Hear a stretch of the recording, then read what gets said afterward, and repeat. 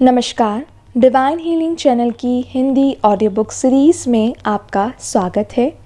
Louis एले की best seller book you can heal your life की हिंदी ऑडियो बुक मैं आपके साथ शेयर कर रही हूँ, जिसका फर्स्ट चैप्टर कंप्लीट हो चुका है, जिसे आप इस चैनल की प्लेलिस्ट में जाकर सुन सकते हैं। हमने लास्ट वीडियो में सेकंड चैप्टर को स्टार्ट किया था, लगभग हाफ सेकंड चैप्टर भी कंप्लीट हो चुका है दोस्तों। इसे भी आप ज़रूर सुनिए ताकि आप आगे के चैप्टर को अच्छे से समझ सकें। अध्याय दूसरा, समस्या क्या है, पार्ट 2, शिशुओं की संपूर्णता। जब आप एक नन्हे शिशु थे तो आप कितने संपूर्ण थे।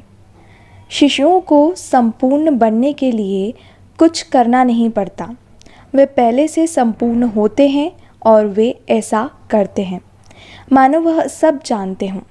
वे जानते हैं कि वे ब्रह्मांड का केंद्र बिंदु हैं। वे अपनी मनपसंद चीज़ मांगने से डरते नहीं हैं। वे अपनी भावनाओं को खुलकर अभिव्यक्त करते हैं। आपको पता है, जब कोई शिशु क्रोधित होता है तो वास्तव में पूरे पड़ोस को पता चल जाता है। आप समझ जाते हैं जब शिशु खुश होते हैं, क्योंकि उनकी मुस्कुराहट कमरे में उजाला कर देती है। वे प्रेम से ओतप्रोत होते हैं। नन्हे शिशुओं को यदि प्रेम न मिले तो वे जीवित नहीं रह सकते। जब हम बड़े हो जाते हैं तो हम प्रेम के बिना रहना सीख लेते हैं, लेकिन शिशु इससे समझौता नहीं करते। शिशु अपने शरीर के हर अंग को भी प्यार करते हैं, यहाँ तक कि अपने मल को भी। उनमें अविश्वसनीय साहस होता है। आप वैसे थे, हम सब वैसे थे। फिर हमने अपने आसपास के बड़े बुजुर्गों की बात सुननी शुरू की, जो डरना सीख चुके थे, और हमने अपनी ही प्रतिभा को नकारना शुरू कर दिया। जब ग्राहक मुझे विश्वास दिलाने की कोशिश करते हैं कि वे कितने बुरे हैं या प्रेम करने योग्य नहीं हैं, तो मैं कभी उन पर विश्वास नहीं करती। मेरा काम उन्हें उस दौर में वापस लाना है जब वे जानते थे कि अपने आप को किस तरह प्यार करना है। सो गाइस, यहाँ पर आगे लेखिका ने एक एक्सरसाइज दी है, एक अभ्यास दिया है। मैं चाहती हूँ कि आप सब इस एक्सरसाइज को करें ताकि आप भी अपनी लाइफ को ट्रांसफॉर्म कर सकें, खुद को हील कर सकें। अगर आप ये बुक सुन रहे हैं तो मैं चाहती हूँ कि ज़रूर आप इस बुक की दी हुई हर एक्सरसाइज को करें। सो गाइस, हम आगे बढ़ते हैं। यहाँ पर अभ्यास दिया गया है दर्पण। इसके बाद मैं ग्राहकों को एक छोटा दर्पण उठाने, अपनी आँखों में देखने और अपना नाम कहते हुए यह बोलने को कहती हूँ, मैं तुम्हें उसी रूप में प्यार और स्वीकार करता हूँ जैसे तुम हो। यह कोई लोगों के लिए बहुत कठिन होता है। इस अभ्यास से आनंद उठाने की बात तो दूर, मुझे शायद ही कभी इनके लिए सुखद प्रतिक्रिया मिलती है। कुछ रोते हैं या उनकी आंखों में पानी आ जाता है, कुछ रुष्ट हो जाते हैं, कुछ अपने गुणों या विशेषताओं को महत्व नहीं देते, कुछ जोर देकर कहते हैं कि वे ऐसा नहीं कर सकते। एक व्यक्ति ने तो कमरे में दर्पण को फेंक कर भाग जाना चाहा। उसे दर्पण में अपने आप से बात करना शुरू करने में कई महीने लग गए। वर्षों तक मैं दर्पण केवल उनमें दिखने वाले दृश्य की आलोचना करने के लिए देखती रही। अपने आप को स्वीकार्य बनाने के लिए अपनी बोहों को तराशते हुए बताए गए अंतरहीन घंटों को याद करके अब मैं चकित हो जाती हूँ। मुझे स्वयं याद है कि मुझे स्वयं अपनी आँखों में देखने में डर लगता था। यह सरल अभ्यास मुझे बहुत कुछ दिखाता है।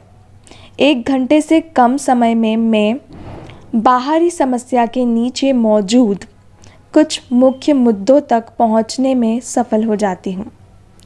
यदि हम केवल समस्या के स्तर तक काम करें तो हम हर बारीकी पर काम करने में बहुत सारा समय लगा सकते हैं, और जिस पल हमें लगता है कि हमने सब ठीक कर लिया है, वह कहीं और उभर जाता है। आगे लेखिका लिखती हैं, दिखने वाली समस्या शायद ही असली समस्या होती है। बात एक ग्राहक की है। वह अपने रूप को लेकर काफ़ी सोचती थी, खासकर अपने दांतों को लेकर। वह एक डेंटिस्ट से दूसरे डेंटिस्ट के पास घूमती रही और महसूस करती रही कि हर किसी ने उसके चेहरे को और भद्दा बना दिया है। उसने अपनी नाक ठीक कराई, पर डॉक्टरों ने ठीक से यह काम नहीं किया। हर व्यक्ति उसके इस विचार को प्रतिबिंबित कर रहा था कि वह बदसूरत है। उसकी समस्या उसका रूप नहीं था, बल्कि उसका यह विश्वास था कि उसके साथ कुछ गड़बड़ है। एक और महिला थी जिसकी सांस में दुर्गंध थी। उसके आसपास रहना असहज था। वह मंत्री बनने के लिए पढ़ाई कर रही थी और उसका बाहरी व्यवहार पवित्र और आध्यात्मिक था। उसके नीचे दबे हुए गुस्से और ईर्ष्या की एक लहर थी, जो तब बाहर आती थी जब उसे लगता था कि कोई उसके पद के लिए खतरनाक बन सकता है। उसके अंदरूनी विचार उसकी सांसों से अभिव्यक्त होते थे और स्नेहशील होने का दिखावा करते समय भी वह आक्रामक होती थी। उसे और किसी से नहीं, बल्कि खुद से खतरा था। वह सिर्फ 15 वर्ष का था जब उसकी माँ उसे मेरे पास लाई। उसे हॉस्किंस बीमारी, यकृत बढ़ने का रोग थी और उसके पास सिर्फ 3 महीने थे। उसकी माँ स्वाभाविक रूप से बहुत ही परेशान थी और उससे बात करना मुश्किल था, लेकिन वह लड़का बुद्धिमान और चतुर था और जीवित रहना चाहता था। वह मेरी हर बात मानने को तैयार था, जिसमें उसके सोचने और बोलने का तरीका बदलना भी शामिल था। उसके माता पिता अलग हो चुके थे और हमेशा बहस करते थे। उसके पास वाकई एक व्यवस्थित घरेलू जीवन नहीं था। उसे अभिनेता बनने की बहुत चाहत थी। प्रसिद्धि और किस्मत की चाह में खुशी अनुभव करने की उसकी क्षमता दब गई थी। उसे लगता था कि वह तभी स्वीकार्य और महत्वपूर्ण बन सकता है जब उसके पास प्रसिद्धि हो। मैंने उसे खुद से प्यार और अपने आप को स्वीकार करना सिखाया और वह स्वस्थ हो गया। अब वह एक परिपक्व व्यक्ति है और नियमित रूप से ब्रॉडवे पर नज़र आता है। जैसे ही उसने अपने अस्तित्व की खुशी को महसूस करना शुरू किया, उसे नाटकों में काम मिलना शुरू हो गया। अधिक वजन एक और अच्छा उदाहरण है कि किस प्रकार हम एक ऐसी समस्या को सुधारने में बहुत सी ऊर्जा व्यर्थ करते हैं जो असली समस्या नहीं है। मैं फिर से रिपीट करूंगी दोस्तों, ध्यान से सुनिएगा। हम ऐसी समस्या को सुधारने में बहुत सी हमारी ऊर्जा को व्यर्थ कर देते हैं जो समस्या है ही नहीं। लोग अक्सर मोटापे से लड़ते हुए वर्ष गुजार देते हैं और फिर भी मोटे होते हैं। वे अपनी सभी समस्याओं को वज़न से जोड़कर देखते हैं। अधिक वज़न एक गहरी आंतरिक समस्या का केवल एक बाहरी प्रभाव है। मेरे लिए वह समस्या हमेशा डर और सुरक्षा की आवश्यकता है।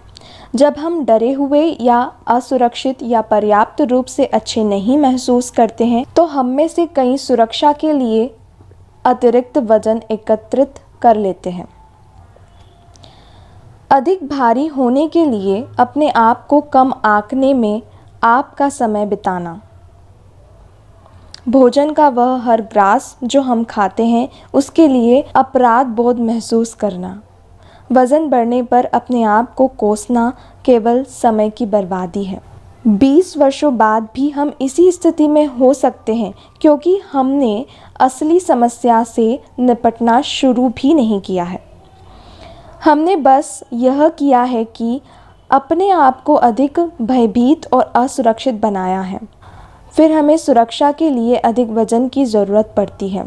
इसलिए मैं अधिक वज़न या डाइट पर ध्यान देने से इनकार कर देती हूँ, क्योंकि डाइटिंग काम नहीं करती। एकमात्र डाइट जो काम करती है वह है मानसिक डाइट, नकारात्मक विचारों से दूर रहना। मैं ग्राहकों से कहती हूँ, चलिए उस मुद्दे को कुछ समय के लिए एक और रख देते हैं और पहले कुछ अन्य बातों पर काम करते हैं। वे अक्सर मुझे बताते हैं कि वे अपने आप से प्यार नहीं कर सकते क्योंकि वे इतने मोटे हैं, या जैसा कि एक लड़की ने कहा, किनारों पर अधिक गोल है। मैं उन्हें समझाती हूँ कि वे मोटे इसलिए हैं क्योंकि वे खुद से प्यार नहीं करते। जब हम अपने आप से प्रेम और स्वयं को स्वीकार करते हैं तो हमारे शरीर से आश्चर्यजनक रूप से वज़न कम होता है। मैं फिर से रिपीट करूँगी दोस्तों, जब हम अपने आप से प्रेम और स्वयं को स्वीकार करते हैं तो हमारे शरीर से आश्चर्यजनक रूप से वज़न कम होता है। कभी कभी ग्राहक मुझसे नाराज़ भी हो जाते हैं जब मैं समझाती हूँ कि अपना जीवन बदलना उनके लिए कितना आसान है। वे शायद ऐसा महसूस करते हैं कि मैं उनकी समस्याओं को नहीं समझ पाती। एक महिला बहुत निराश हो गई और बोली, मैं यहाँ लेखन कार्य के लिए मदद लेने आई थी, खुद से प्यार करना सीखने नहीं। मेरे लिए यह समझना मुश्किल नहीं था कि उसकी मुख्य समस्या अपने आप से नफ़रत करना थी, और यह उसके जीवन के प्रत्येक अंग में, यहाँ तक कि उसके लेखन में भी व्यक्त हो गई है। वह किसी भी चीज़ में सफलता नहीं प्राप्त कर सकती थी जब तक कि वह अपने आप को इतना अयोग्य महसूस करती। उसने मेरी बात नहीं सुनी और रोती हुई चली गई। फिर एक वर्ष बाद उसी समस्या के साथ और भी बहुत सी समस्या लेकर आई। कुछ लोग तैयार नहीं होते और निर्णय नहीं कर पाते। हम सभी अपने परिवर्तन सही समय, सही स्थान और क्रम में करना शुरू करते हैं। मैंने 40 की उम्र तक अपने जीवन में बदलाव लाना शुरू भी नहीं किया था। आगे लेखिका लिखती हैं, असली समस्या।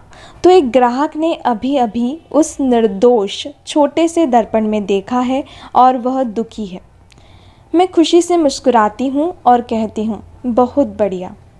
अब हम असली समस्या की ओर देख रहे हैं। अब हम आपके रास्ते में आने वाली असली रुकावटों को दूर करना शुरू कर सकते हैं। मैं अपने आप से प्रेम करने उसके तरीके के बारे में और बात करती हूँ, क्योंकि मेरे लिए अपने आप से प्रेम करना खुद को कभी भी किसी भी बात के लिए दोष न देने से शुरू होता है। लेखिका कहती हैं, उनके खुद के लिए अपने आप से प्रेम करने का मतलब है कि खुद को किसी भी बात के लिए दोष नहीं देना। जैसे हम करते हैं ना, कुछ भी गलती हमसे हो जाती है, हम सबसे पहले खुद को ब्लेम करते हैं कि मुझे नहीं करना चाहिए था यार ऐसा, मुझे ऐसा नहीं करना है, मैंने गलत कर दिया। ऐसी कई बातें हैं जो हम खुद पर ब्लेम करते हैं और खुद को डिमोटिवेट करते हैं। तो आगे लेखिका कहती है, मैं उनकी ओर देखते हुए उनसे पूछती हूँ कि क्या वो अपनी आलोचना करते हैं। उनकी प्रतिक्रियाएं मुझे बहुत कुछ बता देती हैं। हाँ बिल्कुल, हर समय, उतना नहीं जितना मैं करता था। मैं अपने अंदर बदलाव कैसे लाऊं अगर मैं अपनी निंदा न करूं? क्या हर कोई ऐसा ही नहीं करता? मैं कहती हूँ, हम हर किसी के बारे में बात नहीं कर रहे, हम आपके बारे में बात कर रहे हैं। आप अपनी निंदा क्यों करते हैं? आप में क्या कमी है? जब वे बात करते हैं तो मैं एक सूची बनाती हूँ। वे जो भी कहते हैं वह अक्सर उनकी चाहिए सूची से मेल खाता है। उन्हें लगता है कि वे अधिक लंबे, अधिक नाटे, अधिक मोटे, अधिक पतले और अधिक मूर्ख, अधिक बूढ़े, अधिक युवा, अधिक बदसूरत हैं। अक्सर सबसे खूबसूरत व्यक्ति या महिला कह सकती है, या उन्हें अधिक देर हो गई है, या अधिक जल्दी है, वे अधिक आलसी हैं, और ऐसी ही कई बातें। ध्यान दीजिए कि लगभग हमेशा सब कुछ अधिक होता है। अंत में हम समस्या के आधार पर पहुंचते हैं और वे कहते हैं, मैं उतना बेहतर नहीं हूँ। वाह वाह, आखिरकार हमने असली समस्या को खोज लिया है। वे अपनी आलोचना करते हैं क्योंकि उन्होंने यह मान लिया है कि वे उतने अच्छे नहीं हैं। ग्राहक हमेशा चकित होते हैं कि हम कितनी जल्दी इस मुद्दे पर पहुंच गए हैं। अब हमें किसी दुष्प्रभाव जैसे शारीरिक समस्याओं, रिश्तों की समस्याओं, पैसे की समस्याओं या रचनात्मकता के अभाव के बारे में परेशान होने की ज़रूरत नहीं। हम अपनी सारी ऊर्जा, सारी समस्याओं की जड़ अपने आप को प्यार न करना, के समाधान में लगा सकते हैं। तो दोस्तों, यहाँ पर ये दूसरा अध्याय कंप्लीट होता है। मुझे लगता है कि आप लोग समझ गए होंगे कि लेखिका इन प्रीवियस लाइनों में हमें क्या समझाने की कोशिश कर रही हैं। वो समझाना चाहती है कि खुद से प्यार करना हमारे लिए कितना कितना ज़्यादा ज़रूरी है। खुद से प्यार करना हमारी हर समस्या को ख़त्म कर सकता है दोस्तों। अगर आपके जीवन में भी ये समस्याएं हैं, मोटा पतला इस टाइप की समस्याएं आपको भी दिखती हैं अपने जीवन में, आर्थिक स्थिति में परेशानी, कामकाज में परेशानी, तो सबसे पहले आप देखिए कि कहीं आप चूक तो नहीं रहे हैं खुद से प्यार करने में। सबसे पहली चीज़ आप सीखिए किसी भी समस्या को हल करने के लिए कि आप खुद से प्यार करें दोस्तों। खुद से प्यार करें, अधिक मात्रा में जितना आप कर सके खुद से प्यार करने की कोशिश। मिरर में देखें और खुद से कहें, I love my self, I love my body, I love my body parts. इस तरह से कुछ हद तक आप खुद को प्यार करना सीखेंगे दोस्तों। तो आज के लिए इतना ही, अगले अध्याय को शुरू करेंगे बहुत जल्द। धन्यवाद।